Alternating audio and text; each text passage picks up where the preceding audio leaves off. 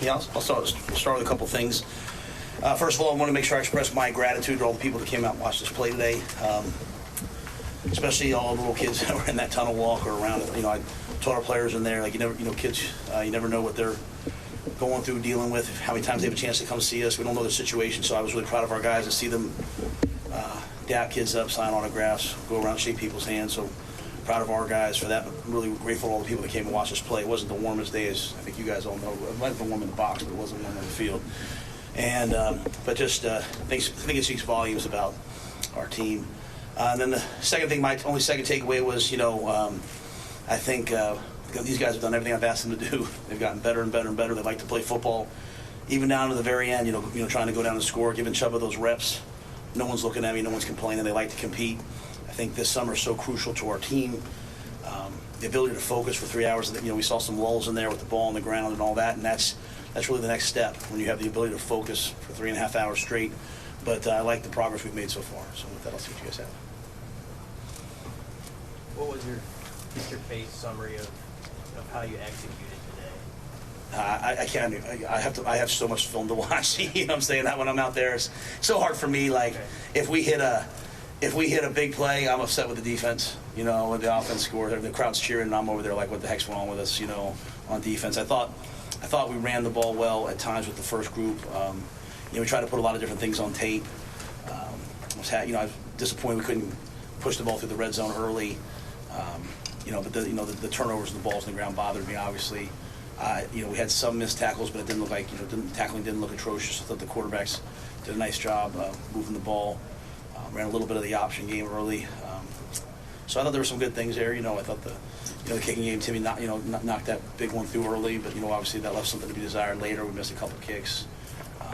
So there's probably a lot to live on both sides, but I'll get really granular with it as I watch it. How did you see if you look at Sims in terms of operating the offense, just getting everybody lined up, how did that look to you? That was good. Sometimes when you split guys up, guys sometimes have to play a separate wide receiver position. So there was once or twice it looked like we struggled. Like, guy had to get lined up for motion, but I thought the motions, the checks, I thought all that. I didn't see any bad checks that were out there. So I thought Jeff's really cool, calm out there. I like his demeanor and feel. He's played a lot of football, so I thought he looked pretty good. Is that the Sims you'd seen all spring? I feel like you threw the ball.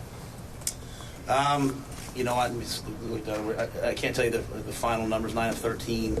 I thought it looked like it was on time. I thought it looked like he's a passer. He's a passer who runs 4.4. He's not a runner who throws. He's a passer, and I think he did some things with his legs, extending plays. Had dead to rights on the one he spun out. So that's really what we're looking for from him.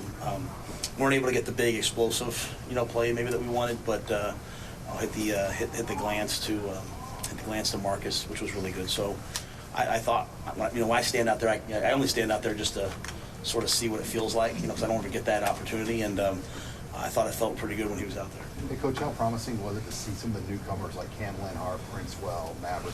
They were making plays and kind of cap off their spring that way. Yeah, Cam and Princewell, Maverick, they play like older players. You bring those guys in, especially the positions. Cam has this unique ability, like his hands and feet don't stop, and so he's able to push pockets and get pressure on the quarterback. Princewell has unique ability to get off of blocks. He's really great with his hands. And Maverick's been so versatile. So the whole spring they've kind of fit in, and they've gone with the ones, they've gone with the twos. They played different positions. There's no entitlement. They're really tough team guys. So I think the future is really, really bright. You look on defense. Some guys who played a lot of football last year weren't out there, and to have all those guys, those young players out there playing and doing some good things, was great all the way to the very last play when Gage picked the ball off. Those are guys though that you can see playing like right away as freshmen. I don't think there's any reason not to. I think there's a lot of time left. There's a lot that has to happen. For me, everything goes in stages. I talked about in the winter earning the right to go to spring ball. During spring ball, I talked about earning the right to be excited about the spring game. And so we have a lot of work to do this summer. Really the spring, finishing school. We have several weeks left of school, but I would see no reason why those guys wouldn't be fighting to start, play, any and all of the above. And as I said, especially up front on the defensive line, we're going to play. We're going to play two hockey lines if we could, if not three. Keep guys fresh. We have a lot of young talent. You mentioned ball security and fumbles last Saturday after the scrimmage. Was that similar to what you saw today? And how do you view some of those turnovers? Because obviously the defense is doing something to help create them. Yeah, to me on offense, there's no excuse for fumbles. There's no excuse. I can live with an interception here or there, and it will result in you not playing. To be quite honest. Now we're not here to play in fear. It's not one time and you're done, but you have to have the ability to play football. And it looked like I looked up on the jumbotron because they kept going over to review them, and I think one of them, the gentleman said to me like, "Hey, had we reviewed that, it would have been incomplete." One on Harbor that was a touchdown. It was an incomplete pass. But I knew we were going to play a lot of plays today, and I didn't want to be out there for 4 hours going through instant replays. So I just said, "Hey, let's play it like it's 1985, and you're making the call." So. We can't have those fumbles, but I love the fact that they got their hands on the ball. That's really, really important to me. I mean, if we can take the ball away, and when I talked about it at halftime, Gabe can tell you, you in a good mood or what? All right, good. Gabe can tell you, I talked about to the defense, like, hey, the red defense, not that you're playing badly, it's just that they keep starting with the ball on the 30-yard line because your offense keeps turning the ball over. So I'm trying to. You always talk about situational football and complementary football. People say that, but that's what happened.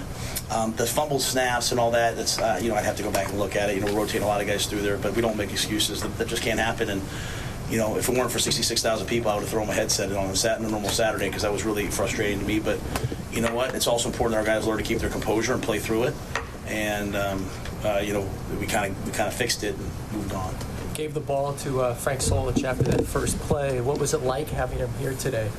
So my wife did like an event last night for the moms, all the moms of the players on the team, and halfway through I got a text from Coach. And he was like, "Hey, Matt, I'd love it if you and Julie came upstairs to the event that he was having. He had former players there, and that was special to be a part of. I don't know how I got to be a part of it, but it was special to be a part of it. It was really special because at the end of the day, we all come and go as coaches, but the impact he's had on his players was really, really important for me to be reminded of and to see. And so I'm just really, really grateful for him as a man and as a person and as a coach. He's someone I've always looked up to, but he's been so kind to me. And so, to hand the ball off to the fullback the first play and be able to hand the ball to him, that's kind of a bucket list item for me.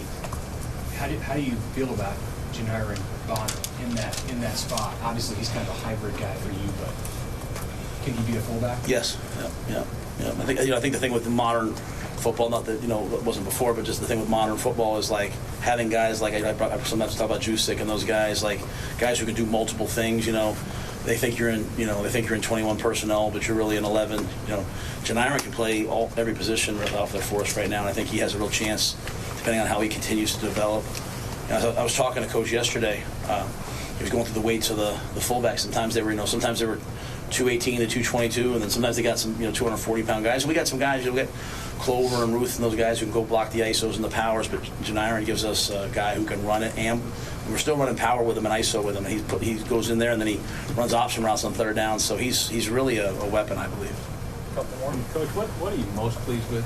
Not just today, but for the spring in general. What's the big takeaway? What are you most happy with? I'm grateful to the players for how hard they've tried to buy into what we're asking them to do. This will be so much easier for them next year. Like they every day is hard for them because it's hard for the new coaches because everything's so new. When I say like, hey, we're gonna do this drill, it's like they don't even know what the drill is. Next year they'll know what to expect. They'll know we're gonna go into lights. I've said that a couple times, but even we're flipping guys from white to red. At the end, I said, hey, you guys want to take a knee? And the offensive guys were like, absolutely not. So it didn't really make sense what we were doing. And but we were just trying to get. I thought Chuba did some really good things out there, and I wanted to give him a chance in the 2 minutes to go down and move us, and he got us right down, to the opportunity to do so. So I just really appreciate that part about them, and they're just going to get better and better and better. Were the two take on plan? What was it? No. So first of all, it's me. It's not Brian. That you're trying to, because you're not going offense versus defense. The danger of going red versus white, and you start turning the ball over, is like this side has 50 snaps and this side has 30.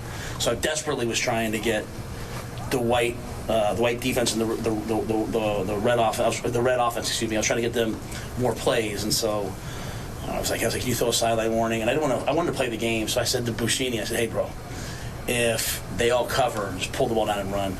And so he's got a great arm. Let me say this, but they didn't work out. But I was just trying to get a first down to keep him on the field, just to keep the reps even. I wanted to have the integrity of the game, and I went for it on fourth down a couple times. So just trying to get those guys more reps, and we were able at the end to kind of balance the reps out and get it to where hopefully everyone got enough reps. Based on what that number 2 line is, what do you think you need to do to get more depth on the offensive line? I don't think there's any more getting more depth, right? I mean, we're not. We have the players we have. We have some guys coming in. We're going to coach them. So we're not thinking about anybody other than the guys on our team.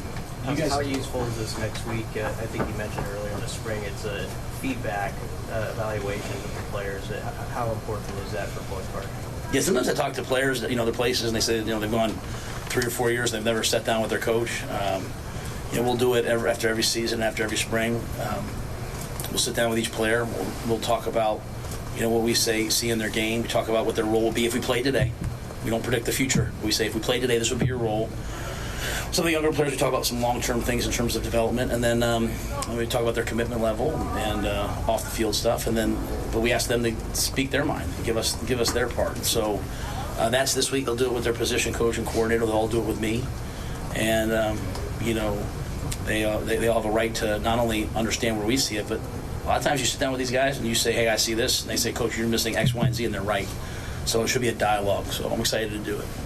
You guys do the single digit thing at this point, or do you wait until In preseason. preseason? I just can't believe none of you guys asked me about the kickoff. So fired up about that kickoff. No one asked me. All right, come on, Gabe. You up next?